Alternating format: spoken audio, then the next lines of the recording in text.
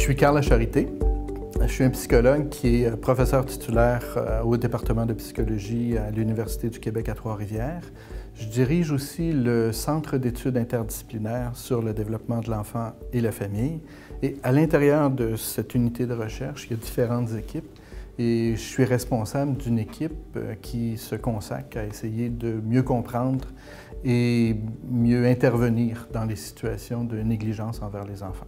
Je pense que la première chose qu'on doit dire, c'est que la négligence, c'est une forme de mauvais traitement, une forme de maltraitance. Et c'est aussi la forme de maltraitance que l'on retrouve le plus fréquemment à l'intérieur des services de protection de l'enfance, pas juste ici au Québec, mais un peu partout dans le monde occidental. Et ceci étant dit, de quoi on parle lorsqu'on parle de négligence, lorsqu'on parle d'enfants qui sont négligés?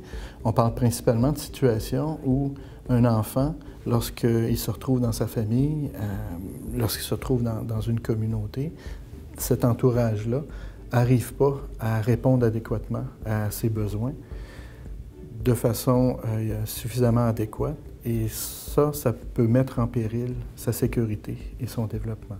Qu'est-ce qui est à retenir des 25 dernières années de travaux de recherche que j'ai pu faire sur le phénomène de la négligence envers les enfants?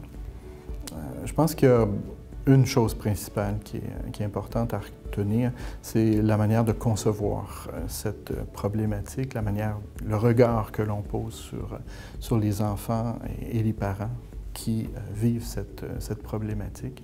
Puis une des choses, je pense, que j'ai apporté comme contribution, c'est de voir la négligence comme étant au moins une double perturbation.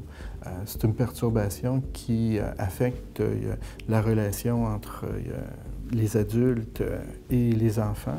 Et quand je dis les adultes, je ne parle pas juste des mères, parce qu'historiquement, la négligence, quand moi j'ai commencé à travailler sur cette problématique, la négligence, c'était beaucoup un problème de mauvaise mère. On pensait que les enfants négligés, c'était des enfants qui vivaient avec des mères monoparentales, qui étaient dépassées par la situation, qui ne savaient pas trop comment s'y prendre avec les enfants, pouvaient en avoir beaucoup, et puis bon. On s'est rendu compte, à travers les travaux que mes collègues et moi, on a fait, que c'était beaucoup plus profond que ça.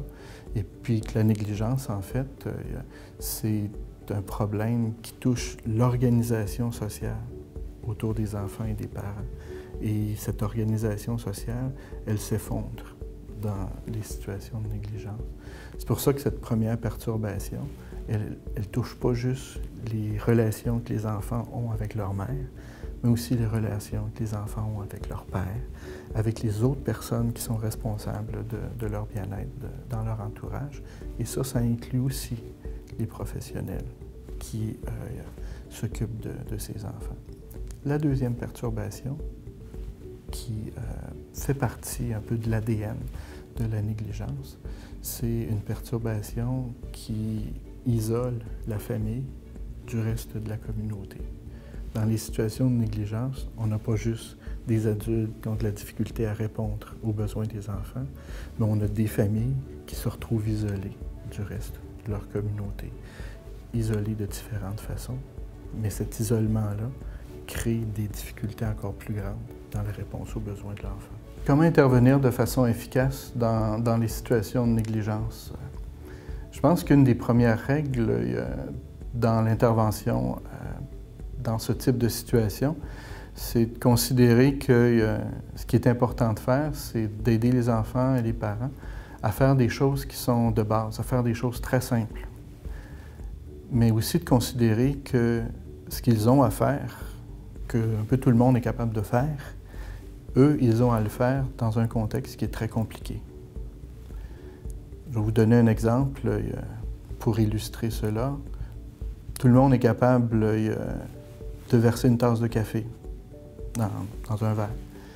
Sauf que ça devient particulièrement compliqué si on a à faire ce petit geste très simple lorsqu'on est sur un bateau en plein milieu d'un lac et qu'il y a une tempête. Se verser une tasse de café, ça devient difficile et ça peut même devenir dangereux de le faire. Donc, intervenir en négligence, c'est d'aider les enfants, d'aider leur entourage, les parents, les autres membres de leur famille, à faire ces choses que un peu tout le monde considère comme allant de soi. Mais c'est de considérer qu'il y a une foule d'obstacles qui les empêchent de faire ça. Mes collègues et moi, on a mis sur pied un programme qui, justement, est basé sur cette idée-là, qu'on appelle le Programme d'aide personnelle, familiale et communautaire, le PAPFC, pour pouvoir aborder aussi tous ces niveaux d'obstacles que des enfants et des familles peuvent rencontrer dans des situations de négligence. Ces obstacles peuvent être de nature personnelle, okay, autant chez les parents que chez les enfants. Un enfant qui est négligé, c'est habituellement pas un enfant qui est facile. Okay. Des obstacles qui sont familiaux et des obstacles qui sont communautaires. Fait que tous ces niveaux d'obstacles-là et tous ces niveaux de ressources aussi sont abordés avec le programme d'aide personnelle, familiale et communautaire.